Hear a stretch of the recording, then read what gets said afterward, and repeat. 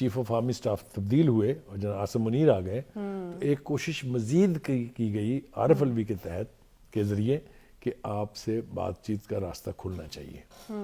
اس کو بھی کوئی پذیرائی نہیں ملی ہے. اچھا.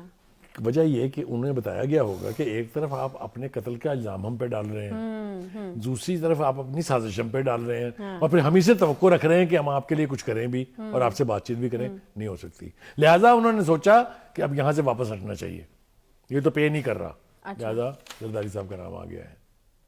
اب آپ مجھے بتائیے, زرداری صاحب چلاک آدمی نا, از اے انٹیلیجنٹ پلیئر. اس نے وقت ضائع نہیں کیا ان کو نوٹس ٹھوکتے ہوئے. لیجئے میں آپ کو آج بتا رہا ہوں اس پروگرام میں, اور میں اس حوالے سے آپ سے بات کروں گا, آپ جہاں بھی ہوں گی یا میں جہاں بھی ہوں گا, یہ اس سے واپس جائیں گے. یہ اس سے اسی طرح واپس جائیں گے جس طرح انہوں نے نجم سیٹھی کو کہا تھا کہ اس نے 35 پنکچر لگائے, اور جب بعد میں اس نے سیریسلی اس کا نوٹس لیا تو انہوں نے کہا کہ وہ تو ایک سیاسی بات تھی, وہ تو میں نے مذاق میں کہا تھا. مطالبہ ہے غیر مشروط معافی مانگنے کا. وہ کہہ رہے ہیں کہ غیر مشروط معافی مانگے, میری ساکھ اور شہرت کو نقصان پہنچا. یا تو وہ اس بیان سے مکر جائیں گے یا وہ معافی مانگیں گے, کیونکہ زرداری صاحب کا جو نوٹس ہے ان کے گلے پڑنے والا ہے. یہ زرداری صاحب اس سے پیچھے نہیں ہٹیں گے, یہ میں بتا رہا ہوں آپ کو. آصف علی زرداری نے 10 ارب روپے ہرجانے کا نوٹس جو ہے وہ بھجوا دیا ہے, اور 14 روز میں غیر مشروط معافی مانگنے کا مطالبہ بھی کیا گیا ہے. من گھڑت جو الزامات ہیں ان سے ساکھ اور شہرت کو نقصان پہنچا ہے, یہ اس نوٹس میں کہا گیا ہے. بخاری صاحب, یہ تو آپ خان صاحب کے بارے میں کہتے ہیں کہ جب جو دل آتا ہے وہ بول دیتے ہیں, لیکن میرا خیال ہے کہ کبھی کبھار سچویشن جو ہے وہ آپ کے گلے پڑ جاتی ہے. ایسے ہی آپ کچھ بھی کبھی بھی کسی کے بارے میں بول نہیں سکتے ہیں, تو یہ ویسی سچویشن بنتی ہوئی نظر آ رہی ہے. دیکھیے ہم ایک ایسے شخص کی بات کر رہے ہیں جو یہ کہتا ہے کہ یو ٹرن لینا جو ہے وہ بڑے لیڈر کی پہچان ہے. بڑے بڑے دنیا کے لیڈر, پتہ نہیں کون سے, یہ نہیں بتاتے وہ کون سے, کیونکہ دنیا میں کوئی ایسا لیڈر نہیں ہے جو یہ کہے کہ میں اپنی بات کہہ کے مکر جاؤں. بڑی شان کی بات ہے, میں نے نہیں سنا کسی اور شخص سے, یہ صرف عمران خان ہی کہہ سکتا ہے. لہٰذا وہ اپنی اس بات پہ قائم بھی ہیں اور یہ ہر دوسرے دن ثابت کرتے رہتے ہیں. اگر آپ مجھے ان کے یہ اپنے بیان سے مکر جانا, اپنے اعلانات کے الٹ کرنا کی ثبوت دینے بیٹھا میں, تو پورا وقت جو ہے پروگرام کا گزر جائے گا. ہیونگ سیڈ دیٹ, اس کے تھوڑا سا پس منظر میں جانا بہت ضروری ہے کہ یہ الزام انہوں نے زرداری صاحب پر کیوں رکھا ہے. دیکھیے, شروع کریں آپ سائفر سے. سازش ہوئی ان کے خلاف ان کی حکومت کے خلاف, اور ایک سپر پاور نے کی یہاں کے میر جعفروں, میر صادقوں کے ساتھ مل کے. یاد ہے آپ کو؟ بالکل. اس بیانیے پہ قائم ہے وہ؟ نہیں جی, وہ تو کتنے یوٹن آ چکے ہیں اس میں. اوکے. پھر انہوں نے کہا جی کہ میں نے ایک ویڈیو ریکارڈ کرائی ہے جو میں نے باہر بھیج دی ہے متعلقہ حلقوں میں, جس میں میں نے ان 4 لوگوں کے نام لکھے ہیں جو مجھے مارنا چاہتے ہیں. ٹھیک ہے, ٹھیک ہو گیا. ان میں زرداری صاحب کا نام نہیں ہے. یہ نیا ایڈیشن ہے نا. ٹھیک, تو یہ اس کی کریڈیبلٹی کیا رہ گئی؟ ہوا کیا ہے؟ ہوا یہ ہے یہ چیز میں پوچھنا چاہتی کہ آخر کیوں کر آصف علی زرداری صاحب کا نام ڈال دیا گیا؟ میں عرض کروں, اس کی وجہ یہ ہے کہ جب انہوں نے دیکھا کہ اسٹیبلشمنٹ اب ہم سے بات کرنے کے لیے آمادہ نہیں ہے, عسکری قیادت تو خیر پلٹ کے دیکھنے کے لیے بھی آمادہ نہیں ہے. بہت ساری کوششیں انہوں نے کرائی. آپ کو یاد ہوگا صدر عارف الوی صاحب کے ذمہ لگایا گیا تھا. ایک ملاقات انہوں نے جنرل باجوہ کے ساتھ کرائی تھی جو ایوان صدر میں ہوئی تھی. اس کا بھی نتیجہ 0 نکلا تھا, آپ کو پتہ ہے. اور اس میں جو ایک چیز کھل کے سامنے آئی وہ یہ کہ اسٹیبلشمنٹ یا عسکری قیادت اب ان سے بات چیت کرنے کے لیے سیریس نہیں ہے. اچھا, ٹھیک ہے. پھر ایک کوشش اور کی گئی کہ جب چیف آف آرمی اسٹاف تبدیل ہوئے اور جنرل عاصم منیر آ گئے تو ایک کوشش مزید کی گئی عارف الوی کے تحت کے ذریعے کہ آپ سے بات چیت کا راستہ کھلنا چاہیے. اس کو بھی کوئی پذیرائی نہیں ملی ہے. اچھا. وجہ یہ کہ انہیں بتایا گیا ہوگا کہ ایک طرف آپ اپنے قتل کا الزام ہم پہ ڈال رہے ہیں, دوسری طرف آپ اپنی سازش ہم پہ ڈال رہے ہیں, اور پھر ہم ہی سے توقع رکھ رہے ہیں کہ ہم آپ کے لیے کچھ کریں بھی اور آپ سے بات چیت بھی کریں. نہیں ہو سکتی. لہٰذا انہوں نے سوچا کہ اب یہاں سے واپس ہٹنا چاہیے, یہ تو پے نہیں کر رہا. لہٰذا زرداری صاحب کا نام آ گیا ہے. اب آپ مجھے بتائیے, زرداری صاحب چلاک آدمی نا, از اے انٹیلیجنٹ پلیئر. اس نے وقت ضائع نہیں کیا ان کو نوٹس ٹھوکتے ہوئے. لیجئے میں آپ کو آج بتا رہا ہوں اس پروگرام میں, اور میں اس حوالے سے آپ سے بات کروں گا, آپ جہاں بھی ہوں گی یا میں جہاں بھی ہوں گا, یہ اس سے واپس جائیں گے. یہ اس سے اسی طرح واپس جائیں گے جس طرح انہوں نے نجم سیٹھی کو کہا تھا کہ اس نے 35 پنکچر لگائے, اور جب بعد میں اس نے سیریسلی اس کا نوٹس لیا تو انہوں نے کہا کہ وہ تو ایک سیاسی بات تھی, وہ تو میں نے مذاق میں کہا تھا. مطالبہ ہے غیر مشروط معافی مانگنے کا. وہ کہہ رہے ہیں کہ غیر مشروط معافی مانگے, میری ساکھ اور شہرت کو نقصان پہنچا. یا تو وہ اس بیان سے مکر جائیں گے یا وہ معافی مانگیں گے, کیونکہ زرداری صاحب کا جو نوٹس ہے ان کے گلے پڑنے والا ہے. یہ زرداری صاحب اس سے پیچھے نہیں ہٹیں گے, یہ میں بتا رہا ہوں آپ کو. اچھا, خان صاحب کو اب چاہیے کہ اب وہ تھوڑی سی سنجیدگی اختیار کریں, سیاسی معاملہ جات کو سیریسلی لیں, سیریسلی ہینڈل کریں. یہ جو بے تکی درفتنیاں چھوڑی جا رہی ہیں نا, کبھی اسد عمر صاحب سامنے آ جاتے ہیں, کبھی کوئی آ جاتا ہے, کبھی کوئی آ جاتا ہے, جس طریقے سے جسٹیفائی کرنے کی کوشش کی جا رہی ہے کہ 35 سیٹوں پر یہ الیکشن لڑیں گے. بھئی کیوں لڑیں گے, کہاں لڑا جاتا ہے. اینی وے, اور بے پناہ باتیں ہیں جو میں آپ کو کہہ سکتا ہوں کہ جو بے تکی کرائی جا رہی ہیں. مثال کے طور پر لاہور ہائی کورٹ سے ان کو ریلیف مل رہا ہے, اس کی وجہ سے شاید ہم نے 1-2 دفعہ بیان کرنے کی کوشش کی اپنے پروگرام میں. اور لوگ اب بڑے سیانے ہیں, وہ نا یہ لنکیج خود ہی بنا لیتے ہیں کہ کیا لنک ہے, یہ کون کس کا داماد ہے, کون کس کا کیا ہے. یہ کسی کو ثابت کرنے کی ضرورت نہیں ہوتی, لوگ بڑے سیانے ہیں, ان سب کو پتہ ہے کہ یہ کیسے ہو رہا ہے. لہٰذا آپ یہ دیکھیں جس کو آپ ہلکی سی چٹکی کاٹیں وہ دوڑتا ہے لاہور ہائی کورٹ کی طرف, اور وہاں سے ریلیف مل رہا ہے ان کو.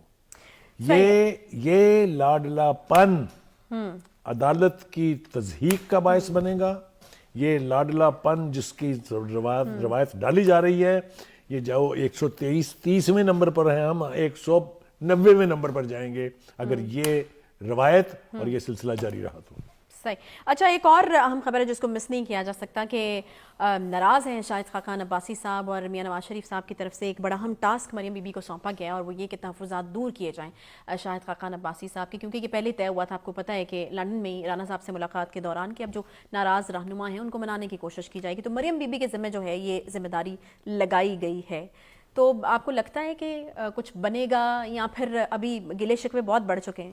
2 طرح کا کرٹیسزم اس کے اوپر آ رہا ہے. جو لیٹسٹ ڈیولپمنٹ ہوئی ہے, جو مریم نواز کو سینئر نائب صدر بنایا گیا ہے اور جو چیف آرگنائزر بنایا گیا ہے, جو پارٹی کے کچھ سینئر لوگ ہیں ان کو اس کے اوپر تکلیف ہے, اس کے اوپر وہ ان کے دلوں میں اور شاہد خاقان عباسی صاحب کی ناراضگی کی وجہ بھی مینلی یہی بتائی جا رہی ہے. میں دیکھیے اس سے پہلے ایک بہت بڑی وجہ تھی چودھری نثار صاحب, جو نواز شریف کے قریب ترین سمجھے نہیں جاتے تھے, اور وہ 2 ٹینیور انہوں نے ان کے ساتھ ایز انٹیریئر منسٹر کام کیا, ایک دفعہ پیٹرولیم منسٹر بھی وہ رہے. تو کہا یہ جاتا تھا کہ in fact effective prime minister اس چودھری نثار, اتنی قربت تھی. اچھا, لیکن وہ بھی اسی ایشو پر گئے تھے کہ جناب ہم اگلی جنریشن کے بچوں کے احکامات نہیں لے سکتے.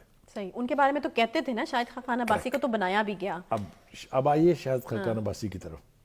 ان کا یہ صرف گلہ ان کا نہیں ہے, اور بھی بہت سارے لوگوں کے مختلف قسم کے بیانات ہیں, اور سعد رفیق صاحب شامل ہیں اس میں, اور بہت سارے لوگ ہیں. لیکن ایک سوال میں پوچھنا چاہتا ہوں ان سب سے جن کو اس بات پر اعتراض ہے کہ کیوں یہ اختیار اس کو دیا گیا ہے. جولائی میں بائی الیکشنز ہوئے 20 سیٹوں پر. Where was Muslim League's leadership? بتائیے کسی ایک سینئر آدمی نے کسی ایک اپنے علاقے میں جلسہ کیا ہو تو بتا دیں جلدی سے. شیخو پورہ, which was the seat so well known to be that of Pakistan Muslim League noon, وہاں الیکشن ہوا, کیا ہوا؟ جویل لطیف صاحب اکیلے لڑتے رہے نا وہاں. کسی نے کوئی پولیٹیکل ایکٹیویٹی ایسی جنریٹ کی ہو جس سے تاثر ملا ہو کہ نہیں مسلم لیگ ایک افیکٹو جماعت ہے. مریم نواز یہاں سے جا کے علاج کرانے کے لیے باہر چلے گئے, پیچھے پارٹی واز نو ویئر. آپ مجھے بتائیے کہیں تھی پارٹی؟ پنجاب حکومت میں کیا سے کیا نہیں ہو گیا, لیکن بولنے کے لیے کس کو آنا پڑتا تھا؟ اسلام آباد سے رانا ثناء اللہ کو. تو یہ سارے حقائق اگر آپ سامنے رکھیں تو پھر آپ کو سمجھ آتی ہے کہ یہ پارٹی جو ہے گھر تک محدود کیوں ہے, اور مریم نواز کو یہ اختیارات کیوں دیے گئے ہیں. جو میں نے پلان سنا ہے, جو حکمت عملی سامنے آئی ہے اب تک, وہ یہ ہے کہ مریم نواز ہر ایک ضلع میں جا کے ورکر کنونشن سے بھی خطاب کریں گی, وہاں کی پارٹی آرگنائزیشن بھی کریں گی. It's a good اومن.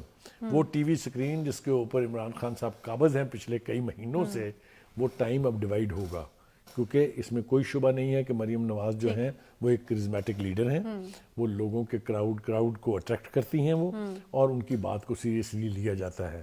تو یہ ایک اچھی ڈیولپمنٹ اس اعتبار سے ضرور ہے کہ تھوڑی سی پولیٹیکل ایکٹیویٹی جنریٹ ہوگی, اور یہ تاثر ختم ہوگا کہ مسلم لیگ جو ہے وہ ایز اے پارٹی کہیں ایگزسٹ ہی نہیں کرتی. भाई साहब वो बात अपनी जगह बिल्कुल ठीक है और बड़ी अच्छी बात है कि तंजीमी दौरों का शेड्यूल जारी हुआ है, कोई पॉलिटिकल एक्टिविटी जनरेट होगी, कुछ बैलेंस चीज़ें हमें स्क्रीन के ऊपर भी नज़र जो हैं वो आएंगी, एक दूसरी पॉलिटिकल पार्टी, एक बड़ी पॉलिटिकल पार्टी मैदान में आएगी। लेकिन दूसरी तरफ सवाल वही उठता है कि ये जो तमाम जो रहनुमा हैं उनको गिले शिकवे या कुछ तहफ़्फ़ुज़ात हैं वो दूर हो पाएंगे। एक और स्टेटमेंट शायद खान अब्बासी साहब का कि पार्टी में सिर्फ नवाज शरीफ को अपना लीडर मानता हूँ, और फिर वो एक फोरम बनाने की भी बात करते हैं जहाँ पर अवामी बात वो करते भी हैं और वो कहते हैं कि हम बनाना चाहते हैं और वहाँ पर अवाम की बात होगी। फिर वो पार्टी के फैसलों के ऊपर तनकीद करते हुए भी नजर आते हैं। फिर वो कहते हैं कि अगर पार्टी के फैसलों पर तनकीद करने की वजह से किसी को पार्टी से बाहर निकालने की बात की जाती है तो फिर आपको सियासी पार्टी के लाने का हक नहीं है। तो ये बड़े स्टेटमेंट्स हैं जो उनकी तरफ से दिए जा रहे हैं। देखिए, खाकान अब्बासी एक अहम रुकन है पाकिस्तान मुस्लिम लीग नून के, अहम लीडर हैं, बल्कि रुकन नहीं है। वो प्राइम मिनिस्टर रहे हैं। आप देखिए, नवाज शरीफ ने अपने भाई को छोड़ के इनको प्राइम मिनिस्टर बनाया था, तो कोई दो झूठ बात नहीं है। और सीनियर पार्टी के लीडर में उनका शुमार है, उनको अहमियत दी जाती है, कोई वजह नहीं है। वो ये कह रहे हैं कि हम एक प्रेशर ग्रुप क्रिएट कर रहे हैं जो इंटेलेक्चुअल्स पर मबनी होगा, जो हुकूमत के ऊपर सही पॉलिसियां बनाने के लिए और उसकी इम्प्लीमेंटेशन के लिए प्रेशर डालेगा। यहाँ तक तो बात ठीक है, होना चाहिए। इस तरह के थिंक टैंक्स तो पार्टियों के अंदर होते हैं, लेकिन अगर इसको ये एज्यूम कर लिया जाए जिसकी कि वो बार बार तरदीद कर रहे हैं कि हम कोई पार्टी नहीं बना रहे हैं, मैं सोच भी नहीं सकता पार्टी बनाने का। ठीक है। और इसके साथ साथ वो अपनी जो लॉयल्टी है नवाज शरीफ के साथ, उसके ऊपर भी ना कंप्रोमाइज करने के लिए तैयार है, ना किसी को हर्फ उठाने देते। यानी हम फिर ये समझे बुखारी साहब के, क्योंकि मियां नवाज शरीफ साहब के हवाले से कहा जा रहा है कि वो जल्द आने वाले हैं, तो अगर वो आ जाते हैं तो शायद खाकान अब्बासी साहब के ये तहफ़्फ़ुज़ात किसी हद तक जो है वो दूर हो जाएंगे। मेरे ख्याल से नवाज शरीफ साहब जब वापस आएंगे बहुत सारे मसले हल हो जाएंगे। अच्छा। जो पार्टी इनफेक्टिव है कह लीजिए, या थोड़ा सा इसको रीएक्टिवेट करने की जरूरत है, वो सब कुछ आ जाएंगे। खान साहब के लिए मुश्किलात होंगी, इसलिए कि वो भी बहुत ज़्यादा पॉलिटिकल एक्टिविटी जनरेट करेंगे। उन पंजाब को कहा जाता है उनका गढ़ है, तो पंजाब में उनका वोट बैंक सबसे ज़्यादा इंटैक्ट है।